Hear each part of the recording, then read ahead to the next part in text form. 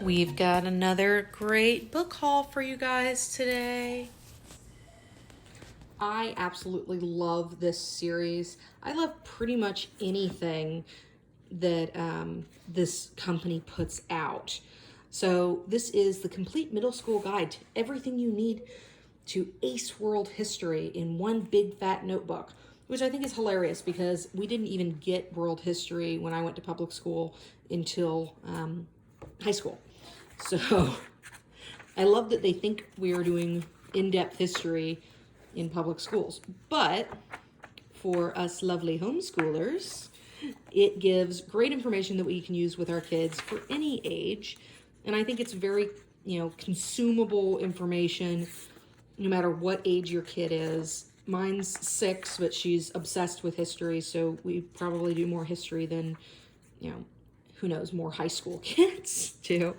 But it does give really great, easy to understand little snapshots of the information so that you can kind of explain the concept in a very general fashion. I actually photocopy these and use them on my history posters, which I will definitely do a video on soon to give you guys kind of a sense of what I do as a visual element in our homeschool so that she can kind of put things into context. So, love these books. Definitely something you want to have on hand. So this little picture book I actually picked out thinking that it was going to be for our ancient Greece unit because why are you calling me a barbarian? Well, barbarian means people who don't speak Greek. So I thought it was going to be about ancient Greece, and it's actually about ancient Rome. It has these cute, short little stories, poems, that kind of touch on different elements, and they all have these really adorable little illustrations. And it really reminds me of my childhood because I think this illustrator has done quite a bit that I remember from being a kid. It has nice little topics. So I wanted to give you a little flip through of that and tell you, hey, this is about Rome and the Roman Empire and not about Greece. If you saw my video on ancient Greece, you'll see that we have a ancient Greek news as well. But this is the one that they've done for Rome. And these are by Scholastic. And they kind of look like a newspaper and give you a lot of really excellent information with beautiful illustrations to mimic that. And they take you through quite a bit of information. Now, it would be a very silly newspaper if it were a newspaper because everything is happening at different times and you're kind of all over the place, but it does present itself in that format, which makes it interesting and dynamic and sets it apart from other books so that so that your kids aren't feeling like they're just reading the same textbook style information every time. Here we have History for Kids, Roman Empire by Dinobibi. So I got this kind of before we got really into the Who Was books, wanting something that was more generic as a read aloud, that was going to be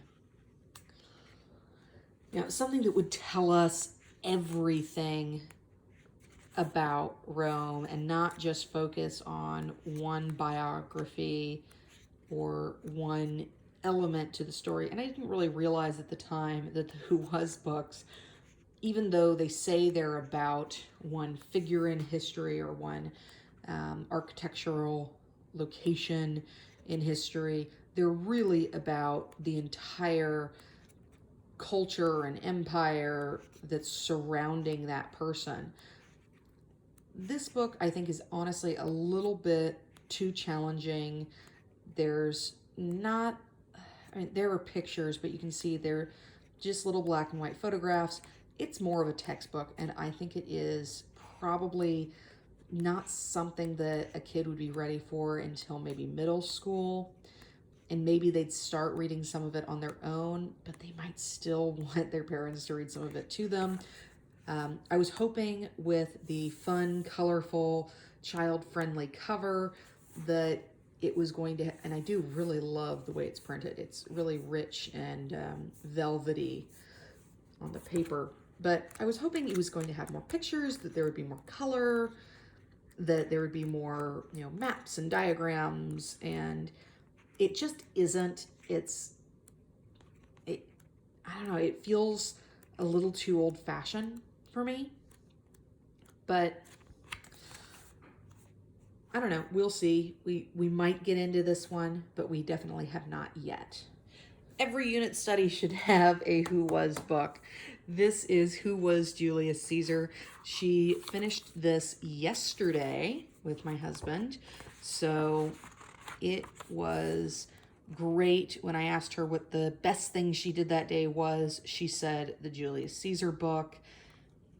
Now, I've talked about some of the Who Was books before and how we use them in our homeschool, and what we really do is we read them to her as our main read aloud book, and just allow her to play with manipulatives. We have the Ancient Rome Tubi toys by Safari Limited, and she'll play with them, or she'll run around in the yard, or she'll make a craft while we're reading something like this. And it allows her to do something more hands-on. And then what we do is we stop and we ask her questions. And if she doesn't get it, we kind of go back, read that section, and ask her to repeat it. And we do that a couple times until she gets it right, and then we move on. So if there is something really important that we want her to know, going back and having her repeat that fact or tell us what happened and give her own little summary of it really does help us get a sense that she is retaining the information. We don't expect her to retain everything, but even just getting a general sense of things that she can repeat, excellent at this age. But I think the Who Was books are probably great for just about any level. I think even as an adult, we're learning things. So really great books. Can't recommend these enough. So this is the other step into reading book that we got for our Rome unit. It's considering itself a step 4, where the Trojan horse was a step 5. This is Pompeii Buried Alive. You can see that they think that 1 is a ready-to-read preschool kindergarten and 2 is a preschool first grade. I've kind of heard from other moms as well that they don't really think this is quite accurate, and that even the 1 is maybe a bit high for first grade. It really just depends on your kid and what they're ready for as far as using it as an independent reader. I think the length of them is a bit long for littles. So a step 4 is supposed to be for 2nd to 3rd grade. And should give them challenging vocabulary and short paragraphs and exciting stories. They are definitely that. I do love this beautiful illustration of how a volcano works. I honestly think that if I can remember to do it, I will copy this off on my printer and laminate it and use it for a volcano study later. And I'll probably just use this whole book again when we look at volcanoes again, just to reiterate the story and give her something a little bit more interesting in that earth science unit. But it gives you a good history. And we have talked a lot about Pompeii and how we know a lot of what we know about Rome as an empire from Pompeii due to just how it was destroyed. can see the illustrations are gorgeous.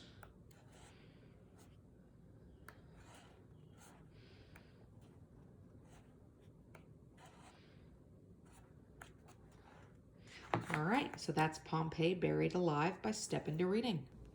So it's always good to have some general knowledge books on hand. This is DK Smithsonian's History, The Past as You've Never Seen It Before. So this is a really beautiful DK book. You know, you're probably very familiar with DK books, but they do a lot of cool stuff, like give you a whole diagram of what a Roman soldier would have worn and go really in depth into the timeline. And just the way they're laid out allows you to kind of bounce around a bit, and that's kind of fun. So really beautiful Roman house, Germanic people, so you can see who they were fighting. So it doesn't go super in depth into Rome, but it does have some really cool pictures that we can use. All right, so this was actually my textbook from college in my Roman art class. I do have an art history degree, so I am big into history, and I did focus really heavily on ancient civilizations. So I have a lot of these books. I don't make her read any of them. I don't usually get into the text on it, but I do have it around for her to pull out. And, you know, if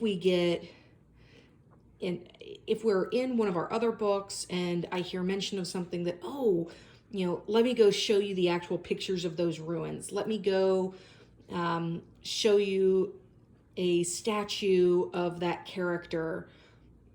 Let me show you some of the reliefs from that event.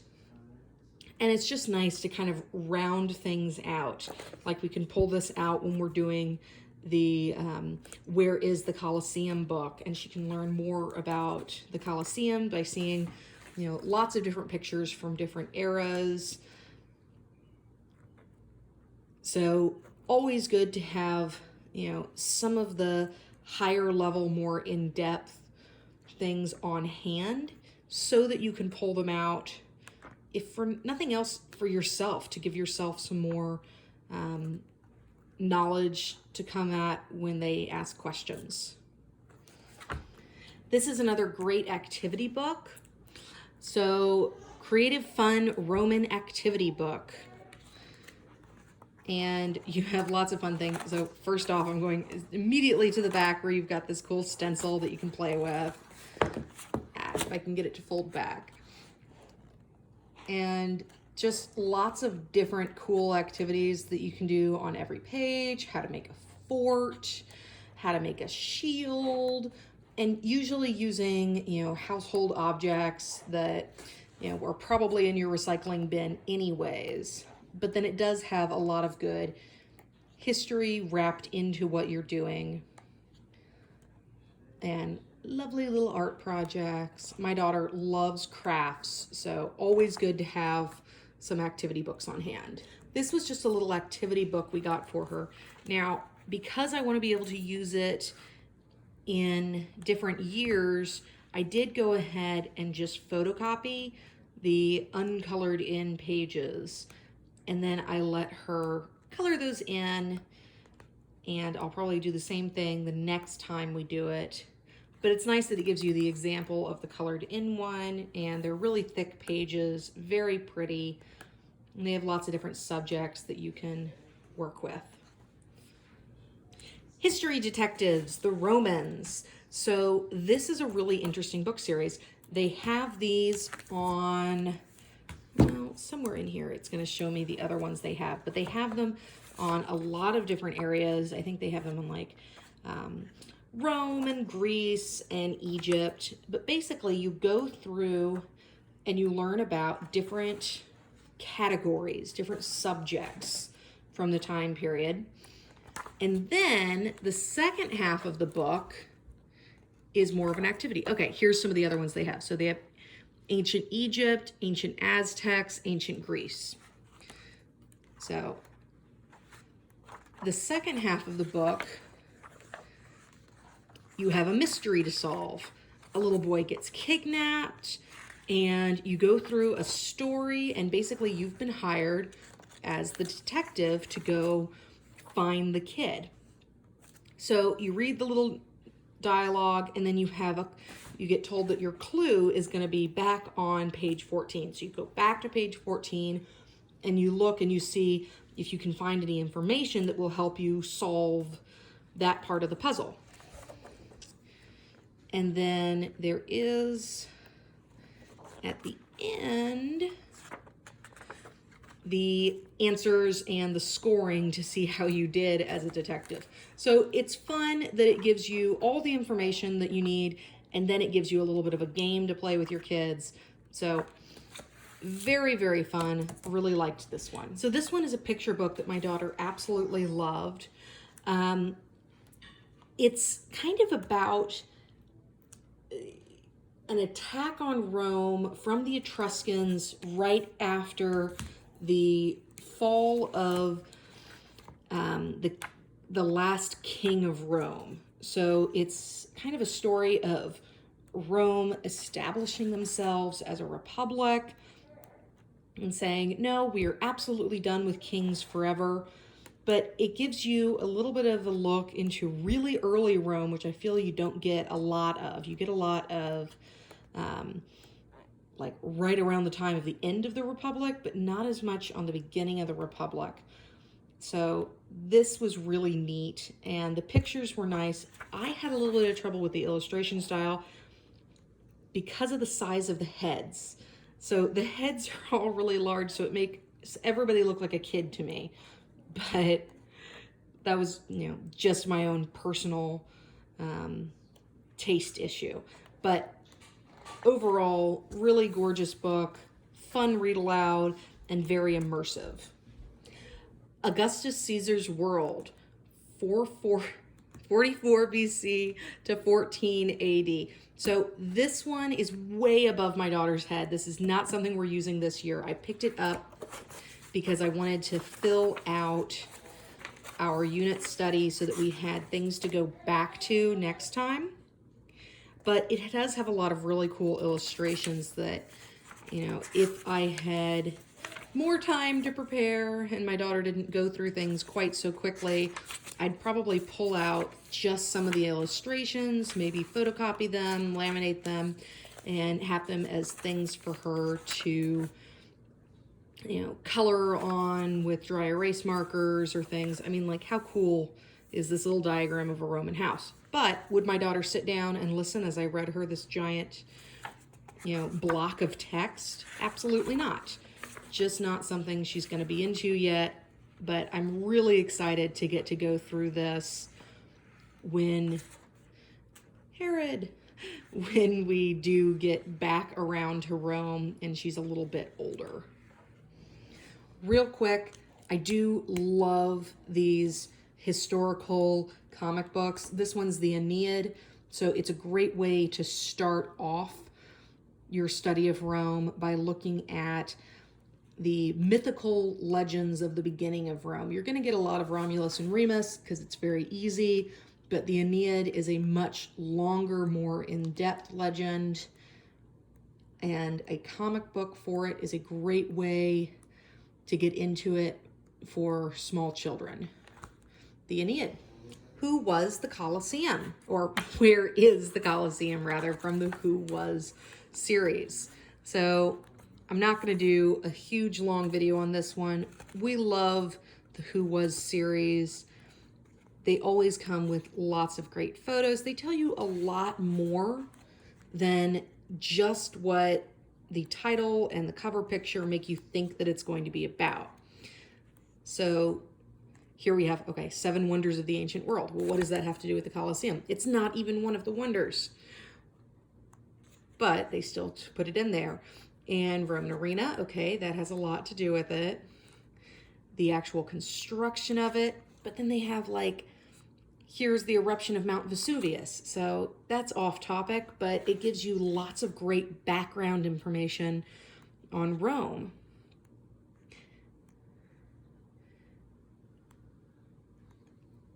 really great history of the architecture and what it would take to do the engineering of it, how it was covered, the animals in it, and then just information on the actual city of Rome. So you have the Forum and the Basilica, and then a map of Pompeii, because we know more about Pompeii than just about anything else in the Roman Empire.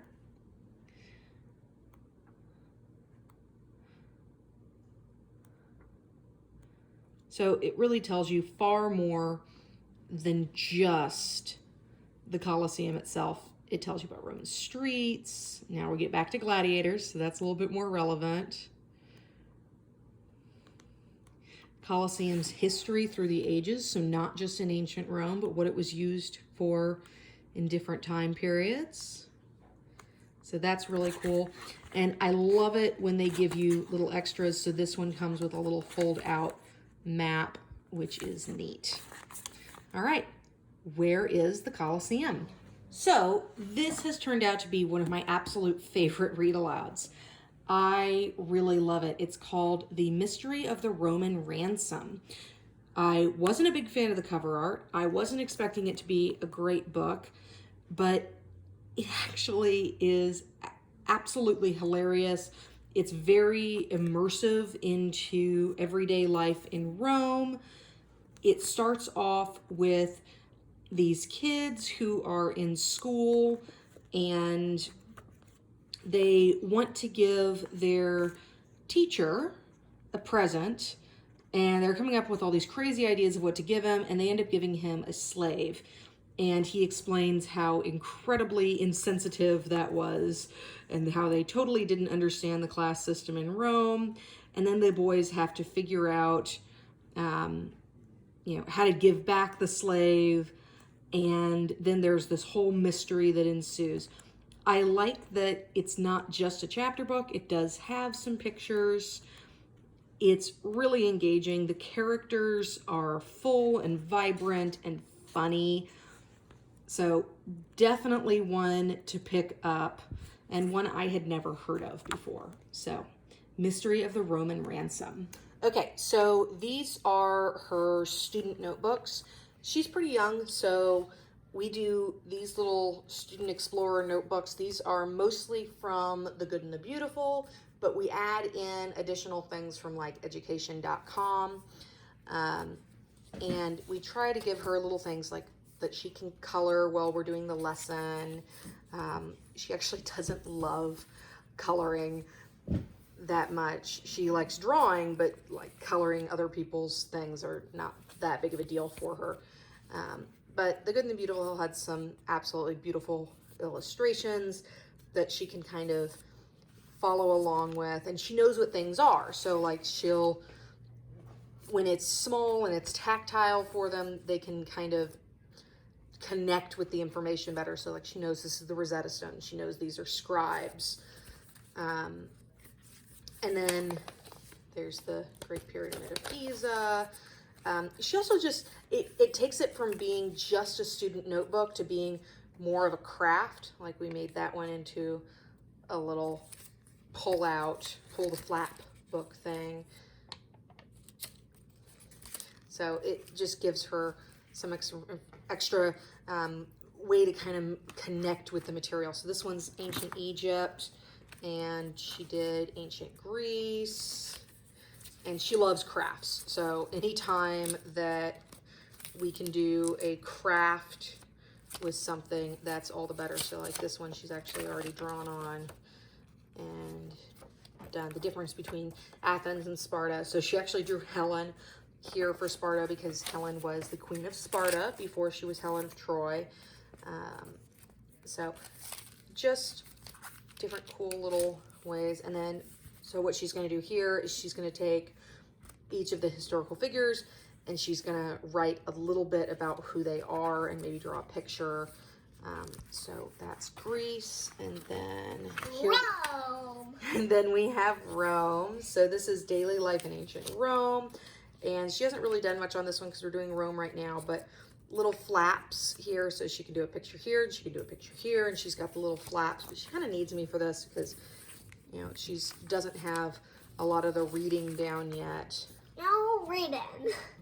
But I love that. But it's really cute. And you've got like, she loves that they're little pop-ups. They intended you to make like a lap book with some of these, and I thought this would be easier to store and a little bit nicer. So that's like a little painting of the Colosseum. All right, so those are our little student explorers. Okay, so I showed you what we did for the ancient Egypt to-be toys. These are the ancient Rome to-be toys. I really, really wish that they had, so that's a triumphal arch, an aqueduct, it's the Colosseum. I really wish they had an ancient Greece set. I would really like ancient Greece. So I'm hoping they'll make one at some point. So the Pantheon, the little boat, we put this really frequently in like her Colosseum model that she made. You're like, ooh, they flooded the Colosseum and now we have a ship battle. Because that's a really cool little factoid. Little Roman emperor and a general, an orator. So we do kind of borrow this guy for Greece. A Roman lady. And she's married to gladiator. She's making them make kissy faces off camera. Roman soldiers.